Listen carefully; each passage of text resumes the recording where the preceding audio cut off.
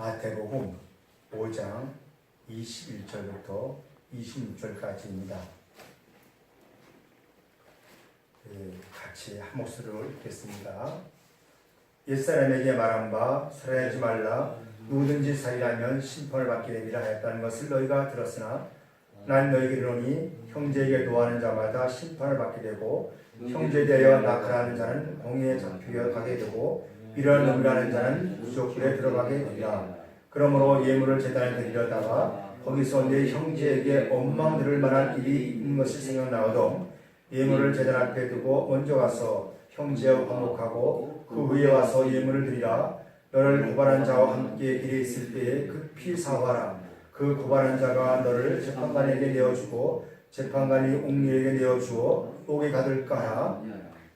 염려하라. 진실로 내게 이르노니 내가 한 푼이라도 남김없이 다 갚기 전에는 결코 거기서 나오지 못하리라. 아멘. 이걸 오늘도 잘 이해하셔서 우리가 이 단계를 넘는, 물론 여기서는 오래되셔서 이제 새로운 단계에 넘어갔지만 단계를 넘어서 이 높은 그 자의 의식까지 올라가서 모든 사람을 품는 그러한 은혜가 있었으면 좋겠습니다. 5장 21절에 보면 같이 봅시다. 옛사람에게 말한 바 살인하지 말라 누구든지 살인하면 심판을 받게 되리라 하였다는 것을 너희가 들었으나 예수님은 산상수훈의 팔복을 끝나서 소금과 빛, 천지가 없어지기 전에 하나님의 말씀이 다 1.1이라 해도 천지에 다 채워지리라. 그래서 새하늘과 새 땅을 나온 가정. 그래서 앞에 장을, 앞에 절이 이해되어야 이게 이해됩니다. 천지가 없어진대요. 그 천지가 옛사람입니다.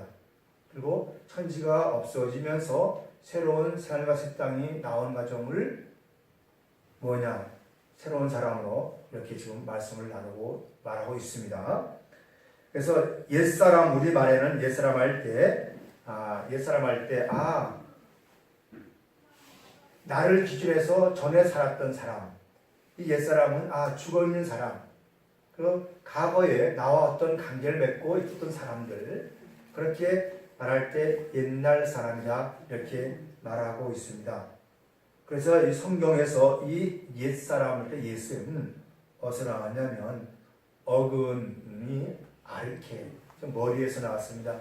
그 옛날 사람들이 있음으로 인해서 내가 있는 거예요.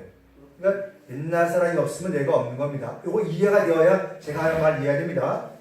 내가 갑자기 하늘에 뚝 떨어진 것이 아니고 내가 있는 것은 전에 사람이 있기 때문에 내가 있는 거예요. 전에 무엇이 있기 때문에 내가 있는 겁니다. 그래서 이 어근은 아르케 머리라는 것을 써온 겁니다. 머리는 열매라는 것이거든요. 레스트는 열매에서 왔거든요. 단어를 보면 그렇습니다. 그래서 여기서 주님께서 제자들에게 말씀하시는데 옛사람이 말한다. 여기서 옛사람은 누군가? 이겁니다. 옛사람은.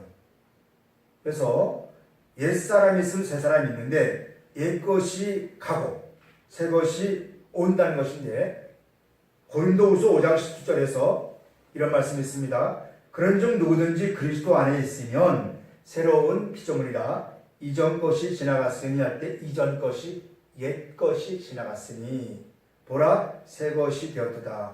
그러니까 우리가 바라보는 것은 그리스도 안에 있으면 새 사람 되었고 이전 것이 지나갔다. 이것이 옛 것은 새 것이 왔기 때문에 가능합니다. 오늘 이 말씀이 정리가 돼야 됩니다. 잘 보세요. 옛사람이 누군가? 옛사람이 있음으로 해서 옛사람의 어근은 머리라 했습니다. 옛사람은 누구냐 할 때 예수님은 옛사람을 누구라고 표현하면 율법을 지킨 사람들, 율법을 행하는 사람들 보고 옛사람이라 이렇게 표현한 겁니다. 이해가 되십니까?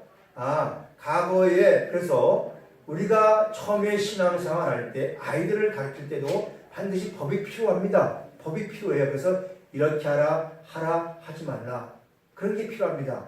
그 바탕 위에, 그런 바탕 위에서 누가 쓰는가? 내가 쓰는 거죠. 그 때가 되면 그 바탕이 사라지고 새롭게 내가 세워져서 가는 과정입니다. 그래서 율법을 지키는 사람을 보고 옛사람이다. 이 얘기입니다. 그러면 오늘 뭐라 하냐면 5장 21절 봅시다. 옛사람에게 말한 바, 옛사람에게 무엇입니까? 옛사람 말한 바 살인하지 말라. 무엇이겠습니까? 옛사람이 말한 바 뭐예요? 율법이 지금 적용되지 않은 사람들, 율법을 지킨 사람들에게 말했잖아요. 살인하지 말라. 너희가 들었다는 거예요. 들었으나 뭡니까? 지금 제자들이 태어날 때부터 종교인이었습니다. 태어날 때부터 유대교였습니다. 그들은 날 때부터 들었어요. 날 때부터 하나님의 말씀 10계명을 들었어요. 야, 하나님을 사랑하라. 우상 숭배하지 말라.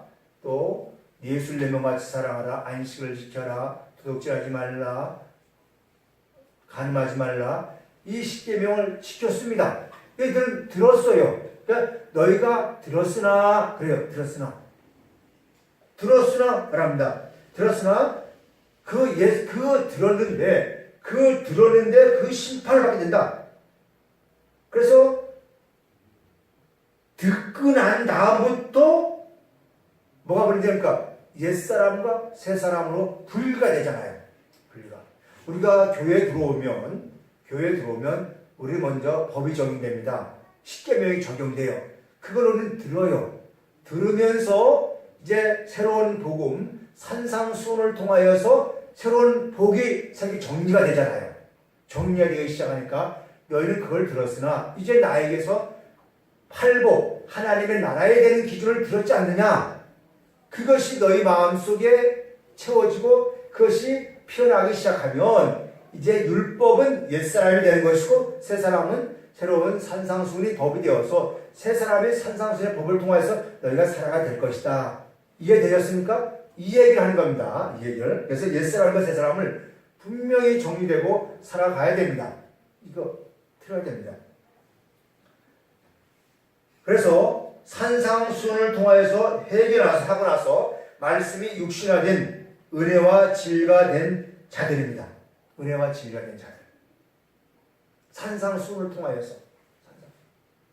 산상수훈이 우리에게는 하나님의 나라에 가는 그 법입니다. 그게 이루어져야 됩니다. 그래서 살인하지 말라는 10계명 중에 하나입니다. 살인하면 반드시 그 사람은 죽입니다. 그래서 이는 이로 눈은 눈을 앞으로 하고 율법을 말합니다. 그래서 우리말에 남의 눈을 뺐으면 너의 눈도 빼야 한다. 남의 손을 잘랐으면 너의 손도 잘라야 한다 해서 율법이 그렇게 적용되잖아요. 지금도 정통적인 유대교 또 이슬람 교는 그것을 실행하며 살잖아요. 너가 남의 눈을 뺐느냐? 그러면 눈을 빼고 그러면 그 상대방의 눈을 뺐으면 그 사람은 죄가 없는 거예요. 내가 저 사람을 죽였으면 그 사람 죽으면 죄가 없는 거예요. 또 남의 눈을 뺐으면 그거 자기 눈 빼면 죄가 없는 겁니다. 이런 거예요. 이게 눈에 보이는 현상의 세상이잖아요. 그렇게 너희들이 배워왔고 그렇게 지켜왔지 않느냐? 그 지켜와서 그 생명들을 무수하게 상처를 줬지 않느냐? 근데 성경은 그렇게 지켜하는 것이 그 과정을 다 옛사람들이 하는 행위다 그런 겁니다. 아, 오늘 저 사람이 나에게 나에게 엄청난 상처를 줬어. 나는 그 상처를 배로 갚아줄 거야. 하고 말하면 그것이 다 옛사람의 행위다. 이걸 좀 예수님은 말하고 있는 겁니다. 자, 보세요. 여기서 생각할 게 하나 있습니다. 정말 생각할 게 하나 있어요. 내가 너에게 눈을 뺐으니까 뺐으면 그 뺀 눈을 내 눈을 빼면 죄가 없는 거예요. 자식에게 죄가 없는 거예요. 부모에게도 죄가 없는 거예요. 그 사람이 1대1로만 죄만 묻는 거예요. 그게 율법입니다. 율법 자체는 뭐겠습니까? 율법 자체는 죄를 묻는 겁니다. 그러니까 우리가 죄를 남에게서 살인하면 내가 죽으면 그 다음부터는 다른 사람은 죄가 없어요. 근데 우리는 어떻습니까?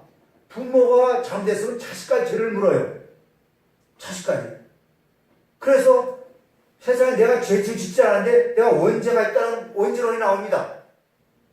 성경은 지금 굉장히 중요한 얘기를 해요. 상대방이 그 사람이 죄를 졌으면 그 율법은 그 사람이 죄를 졌으면 그 죄만 해결하면 끝나는 거예요. 묻지도 않아요. 그러니까 오늘 우리는 누구까지? 자손대까지. 물론 성경에서 천대까지 은혜를 받고 3, 4대까지 죄를 묻는다는 말이 있죠. 십계명에서. 그건 또 다르게 해석을 해야죠. 중요한 것은 예수님이 뭐라 하시냐면 너희가 옛사람은 죄를 졌으면 살인했으면 그 사람을 심판을 받는다 뭐겠습니까? 죽이면 끝나는 거예요. 그럼 죄가 없습니다. 아무도 묻지 않아요. 우리가 여러분과 저가 율법에서 아무리 지키려 해도 율법 못 지킵니다. 그런 율법을 통해서 내가 죽어야 돼요. 죽어야 삽니다. 오늘 율법을 법을 지키려고 노력하는 우리가 총교잖아요. 총교잖아요. 그 예수님 앞에 와가지고 법을 얼마나 지키려고 노력했습니까? 근데 못 지키잖아요. 법을 지키려다 보니까 정죄가 들어가고 남의 상처를 주잖아요. 여러분, 우리가 율법을 향하여 죽었습니다. 이것을 보고 육체라래 육체. 오늘 말씀을 잘 이해해야 된다. 옛사람을 뭐라고 표현하면 율법을 가진 사람을 옛사람이라 표현해요. 그리고 옛사람을 뭐라 하냐? 육체를 표현합니다. 육체. 이런 생물학적 육체를 표현하는 것이 아니고 내 속에 율법으로 되어져 있는 법으로 되어져 있고 그걸 행위를 통해서 나온 지식들 그런 것을 다 육체라 그래요.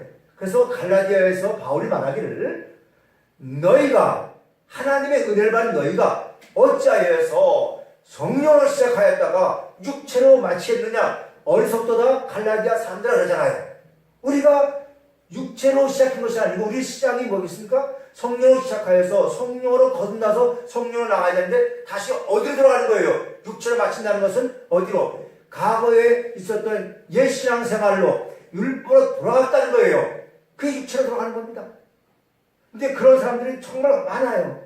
은혜를 받은 다음에 어디로 돌아갑니까? 옛날로 돌아가서 옛날로 사는 사람들, 세상을 향하여 사는 사람들, 그게 어리석도다 그럽니다. 그게 옛사람이라 해요. 여러분과 저는 옛사람의 관계가 끊었습니다. 날마다 새로운 길을 향하여 달려가는 저와 여러분 되기를 원합니다. 그래서 이제는 너희는 옛사람이 아니다. 산상수훈을 통하여서 너희가 빛이 되고 소금 되어져 있는 실존이다.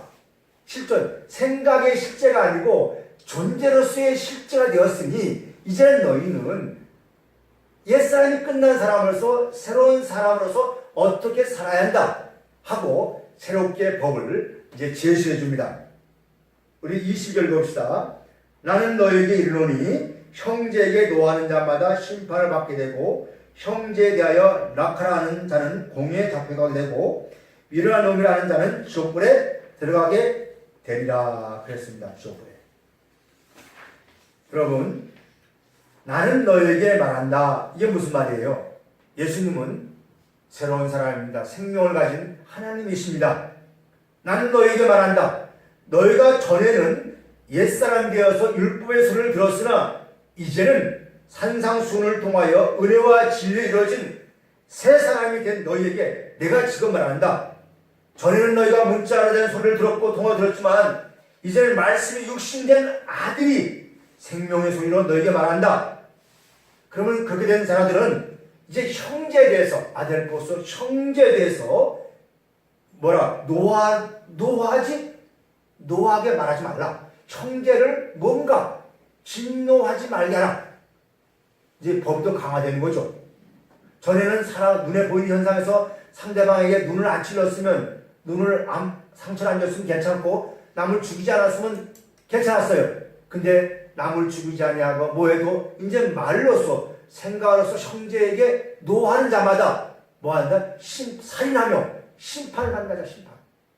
그러니까 법이 더 강화되는 거죠. 강화. 형제에 대해서 노하는 자마다.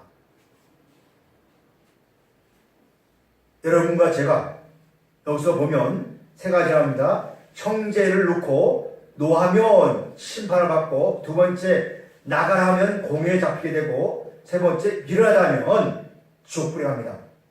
자, 공통적으로 보면 이렇게 신앙생활 새로운 사람들의 모습이 되어서 이렇게 살면 이게 옛사람들의 모습이잖아요. 옛사람들은 어떻게 했습니까? 형제에게 노했고 또 낙하했고 또 미련하다고 했던 것이 누굽니까? 형제들이죠. 옛사람들이잖아요. 율법은 사랑입니다. 그런데 상대방이 너 율법도 못 지키냐? 이 멍텅구리야. 너 응? 이것도 못하느냐? 하면서 너 이렇게 못하면 지옥 가. 너 이렇게 하면 너 응? 해. 그렇게 우리가 정죄했잖아요. 그렇게 살았잖아요. 그 속에 생명을 보지 아니하고 그렇게 살았잖아요. 그러니까 다 옛사람들의 행위잖아요. 그러니까 22절에서의 그 모습은 21절에서 옛사람의 행위가 어디요? 22절에서 나오는 겁니다. 그러면 20절에서의 그 행위가 이제 새 사람들 너희는 이렇게 말하지 말아라. 여기 공통점은 다 자유가 없다는 겁니다. 하나는 공에 잡히고 하나는 심판을 받고 하나는 오기 갇히니까 자유가 없잖아요. 여러분 율법은 자유가 없잖아요. 그렇죠? 우리가 갇혀가지고 자유가 없잖아요. 이러면 죄 받고 저러면 죄 받고 얼마나 우리는 불안에 두려움에 떨고 삽니까? 두려움을 주는 것은 하나님이 주는 것이 아니겠죠. 온전한 사랑은 두려움을 내어 쫓는다잖아요. 내 속에 두려움이 있다면 왜 두려워하는가? 왜 내가 갇혀 사는가? 그것을 한번 생각을 해봐야 됩니다. 내 안에 온전한 사랑이 있으면 그 두려움마저 내어 쫓습니다. 좋습니다. 그래서 첫 번째 형제에게 낙하라 하면 공의에 잡히게 된다. 그럽니다. 형제에게 낙하라. 형제, 여기 낙하라는 말은 텅 빈 멍텅구리. 뭡니까? 머릿속에 뭐가 비어있다는 거예요. 형제 속에 우리가 감정에 치우치면 이런 말들을 할 수 있어요. 저도 이 말씀을 들을 때마다 찔리는 게 있습니다. 누가 대하다 말이 안 맞으면 참 멍텅구리 같이 내가 그렇게 말할 때가 있어요.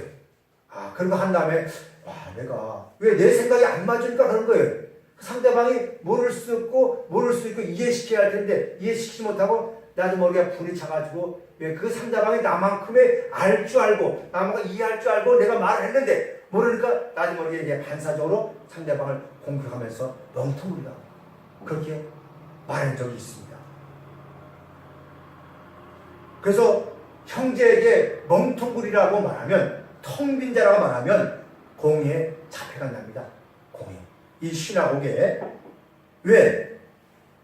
공의라는 것은 뭐 하는 것입니까? 공의는 이렇게 말하는 공의는 사내들이 해가지고 거기 가서 너 잘못했니 잘했니 하는 것을 이 잘못을 말하는 것이 이 공의예요. 공에 잡혀가지고 너 왜 형제에게 멍텅구리라 했어? 라고 이유를 묻겠죠. 그러면 그 이유에 대해서 대답하지 못하면 그는 어떻습니까? 심판을 받고 정죄를 받겠죠. 거의 합당한 벌을 받겠죠. 벌을 받겠죠. 여러분, 여기서 우리가 생각할 것은 율법을 폐하는 것이 아니고 복음을 통해서 더욱 온전한 신앙의 수준을 요구하고 있다는 겁니다. 율법을 지키지 못하는 자들은 더욱더 짐이 되어 채가 되게 하는 것이고 은혜와 진리가 된 자들은 하나님의 의를 이룬 능력이 오늘 여기서 나옵니다. 문제는 형제가 누구이게 그에게 이러한 놈이라 하면 지옥불에 들어간다는 얘기죠. 여러분 잘 보세요. 두 번째로 보면 형제에게 이러한 놈이라 하면 지옥불에 들어간대요. 형제에게. 오늘 본문을 다시 한번 읽어봅시다. 어디 보시냐면 20절 나는 너에게 이르노니 형제에게 노하는 자마다 심판을 받게 되고 형제에 대하여 낙하라는 자는 공에 잡히게 되고 형제에게 노하는 자마다 심판을 받게 되죠. 형제에게 낙하라는 자들은 공에 잡히게 되고 그래서 여기 노하는 자 할 때 이 노하는 자는 불을 품다 그런 뜻입니다. 그리고 화를 내는 자들 그런 뜻이죠. 그리고 낙하라는 자들은 텅 빈 자, 그들은 뭔가 공에 잡히고 이러한 놈이라는 자들은 지옥불에 간다 그럽니다. 여러분, 형제에게 미련하다, 낙하라 이렇게 할 때 우리가 여기서 나오는 형제 또 지옥 이런 것들을 우리가 한번 좀 알아야 됩니다. 여기서 말하는 형제가 누구인가? 요한일서 우리 3장 15절을 보겠습니다. 요한일서 3장 15절.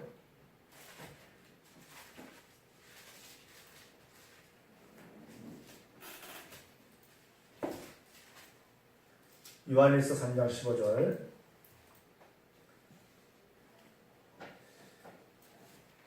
(13절부터) 형제들아 세상이 너를 미워하여도 이상히 여기지 말라. 우리는 형제를 사랑함으로 사망에서 옮겨 생명으로 들어간 줄 알거니와 사랑하지 아니한 자는 사망에 머물러 있느니라. 15절 그 형제를 미워하는 자마다 살인한 자니 살인한 자는 영생이 그 속에 거하지 아니한 것을 너희가 아는 바라. 그가 우리를 위하여 목숨을 버리셨으니 우리가 이로써 사랑을 알고 우리도 형제들을 위하여 목숨을 버린 것이 마땅함이라. 13절부터 16절까지 보면 13절은 형제들이 나오고 15절은 형제가 나옵니다. 단수에서 복수에서 단수 나옵니다. 그런데 16절 보니까 그가 우리를 위해서 15절의 형제는 그가 있잖아요. 바로 주님이죠. 주님이 형제잖아요. 그러니까 형제에게 텅 비었다고 말하고 형제를 미워하고 또 형제에게 낙하라. 형제에게 이렇게 말하면 너희는 지옥불에 간다는 겁니다. 그러면 저 형제에게 말하는 겁니까? 내 안에 계신 주님에게 말하는 거예요. 내 안에 주님.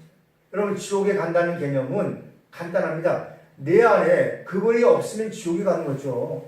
내 안에 존재하시는 분이 없으면 지옥에 가는 거죠. 무엇을 신앙의 행위가 아니고 뭘 했다는 것은 내 안에 존재로서의 존재가 머물러서 그분과 더불어 산냐가 지옥과 천국으로 갈라지는 것이죠. 그래서 형제를 미워하면 살인자가 된다. 내 안에 있는 주를 미워하게 되면 내 안에 있는 주가 미워하게 되면 내 안에 있는 주를 사랑하지 아니하고 내가 그것을 사랑을 모르고 나가서 상대방에게 말하는 모든 것들이 다 뭐가 되는 겁니까? 살인자가 되는 거예요. 오늘 주님과 함께 살고 주님과 함께 더불어 누리는 우리에게 상대방에게 너는 텅 빈 자야.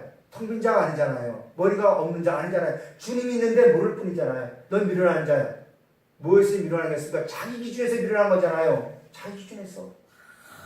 다 각자마다 사람이 다릅니다. 이 사람은 수준이 이만큼 있고 저 사람은 저만큼 수준이 있어요. 내 의식에 그 사람을 맞춰버리고 내 의식에 그 사람을 정죄해버리면 안 되죠. 그 사람은 그 사람 나름대로의 그 생각이 있고 그 사람들의 폼이 있습니다. 단지 내만큼 잘하지 않았을 뿐이지. 근데 그것을 내 기준에서 말하고 하면 너는 지금 지옥불에 있다는 겁니다. 살인자가 된다는 겁니다. 전에는 율법에 의해서 남을 죽였으면 살인자가 됐지만 이제는 그게 아니라는 거죠. 내 말과 행동과 모든 걸 통해서 내 안에 주님 형제를 사랑하지 아니하고 하는 모든 것들은 다 살인자들의 일들이랍니다. 우리 이 살인자가 되지 않았으면 좋겠어요. 살인이 어디서부터 시작됩니까? 예배를 통해서부터 나오잖아요. 예배를 통해서부터. 세상의 살인들이야 그거는 이미 드러난 그 결과들이에요. 그 속에 악이 가득하고 사단 권세가 드러난 있지 않습니까? 그건 보이는 현상세계잖아요. 그런데 성경에서 살인의 최초의 시작은 언제입니까? 창세기 4장이잖아요. 지식의 선악과를 먹고 그런 예배를 통해서 그 예배가 가인이 하나님께서 예배를 받지 않으니까 얼굴에서 안색이 변하잖아요. 안색이 변한다는 뭐겠어요? 그 속에 있는 것이 얼굴에 드러나잖아요. 하나님께서 야 너 왜 얼굴에 안색이 변하느냐? 내가 받고 안 받고 내면 안 돼. 너가 보면 합당치 않더라. 그러니까 자기도 모르게 속에서 분노가 나는 거예요. 그러니까 자기가 큰 자 하나님과 대적할 수 없으니까 작은 자 누굽니까?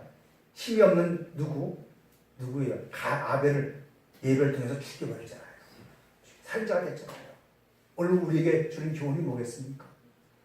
나보다 힘이 있는 사람한테는 말 못하고 열악한 사람에서 그 분노를 그냥 하고 모든 거 그런 거 보면 살인자가 되는 것이죠. 예배를 통하여서 하나님의 생명이 흐르고 생명이 분배되어서 서로 나눔이 되어야 되고 과거의 율법의 것들이 죽어야 돼서 이제 새롭게 새로운 생명의 언어를 통해서 살리는 언어로 나가야 함에도 불구하고 그 싹을 망가지고 그 말씀은 변화가 없고 내 기준에서 모든 걸 맞춰서 정지하고 판단하면 다 살인자가 되는 것이죠.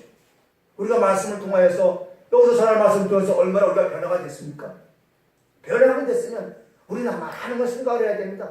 말씀을 통해서 변화가 되잖아요.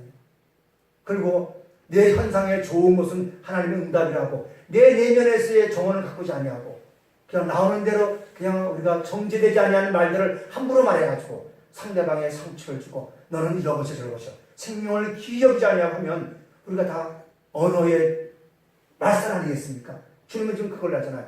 너는 옛사람이 죽었다. 이제 새 사람이 되어서 형제에게 이렇게 말하지 말아라. 우리에게 새로운 복음을 제시하고 있잖아요.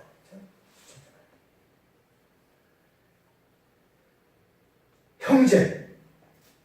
예수님은 우리의 형제입니다. 그래서 로마서 8장 25절에서 그분은 우리의 맏아들이 되셨습니다. 그래서 우리는 둘째가 됩니다.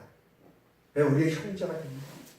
그 형제를 이제 맏아들이 된 그 형제를 통해서 그분이 한 말을 통해서 우리가 새롭게 생명의 질서를 만날 줄 압니다. 만날 줄.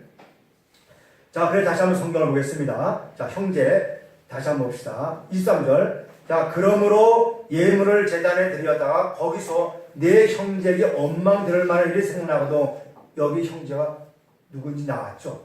너희가 형제 누구겠습니까? 바로 예수 그리스도죠.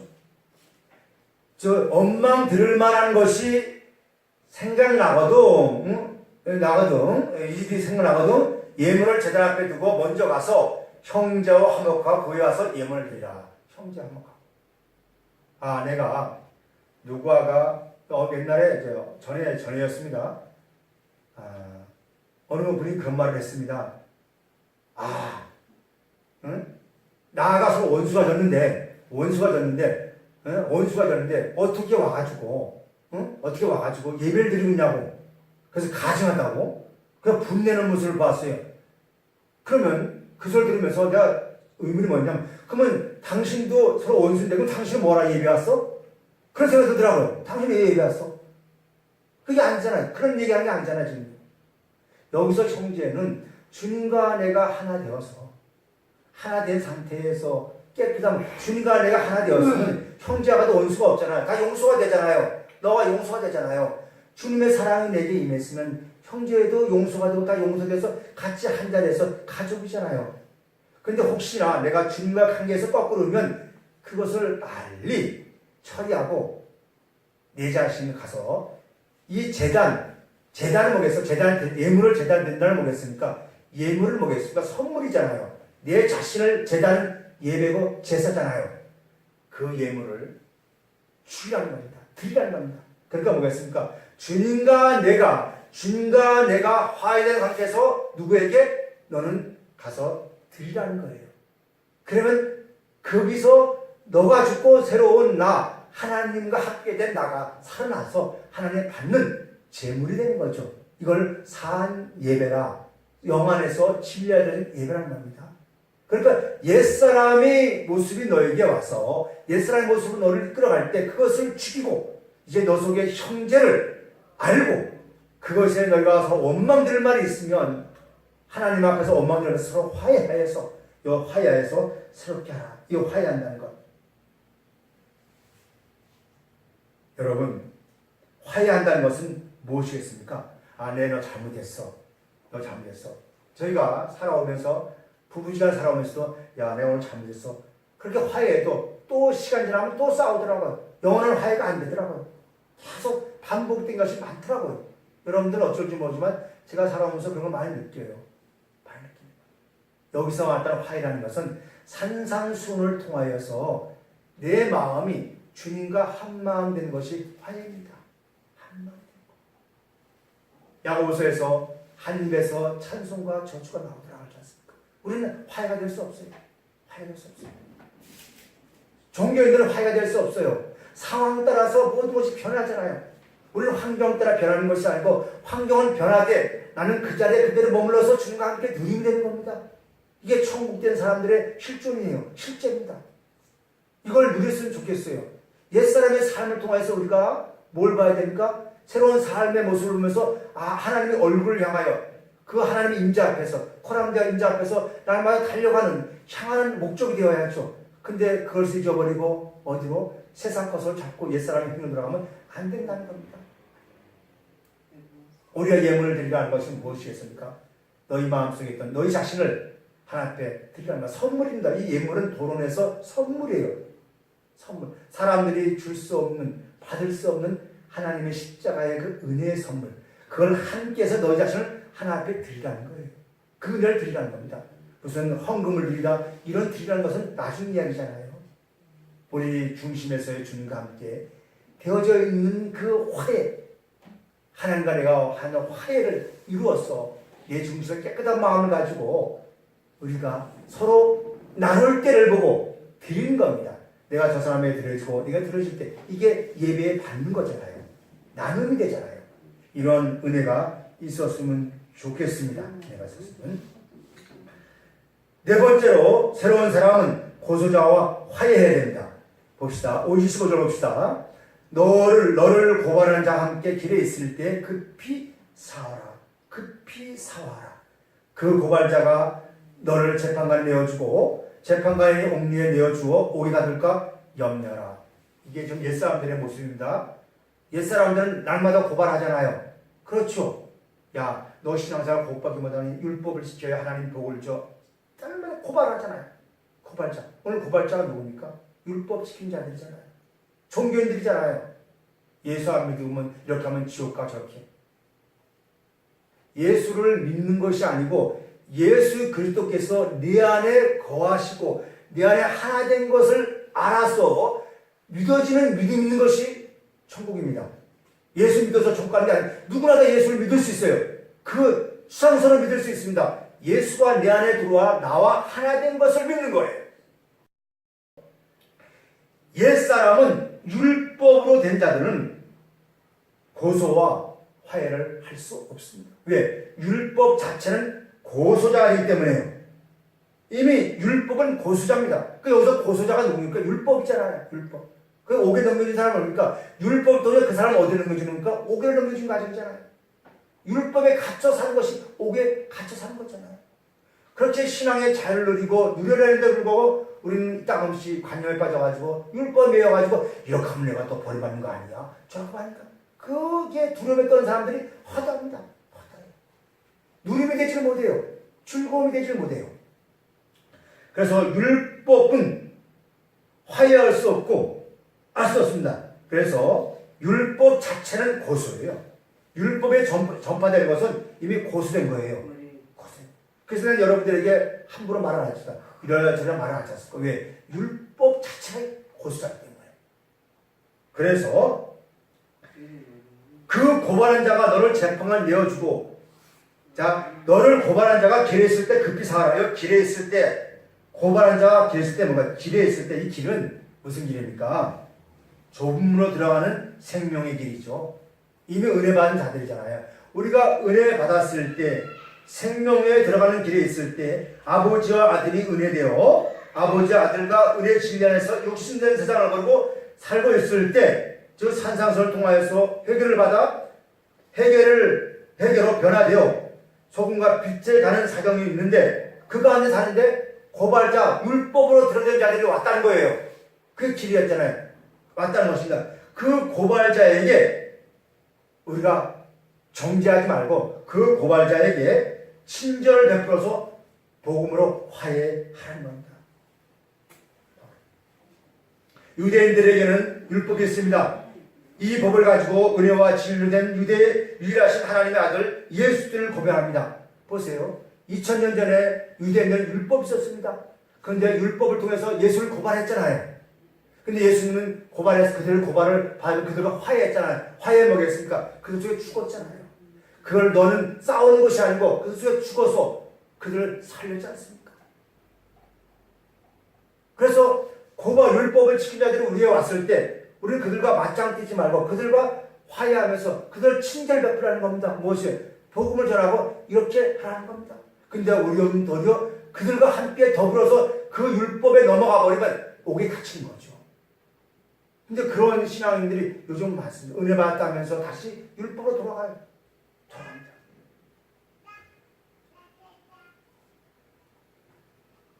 말씀을 정리하고자 합니다. 하나님의 자녀들을 고발하는 자신들.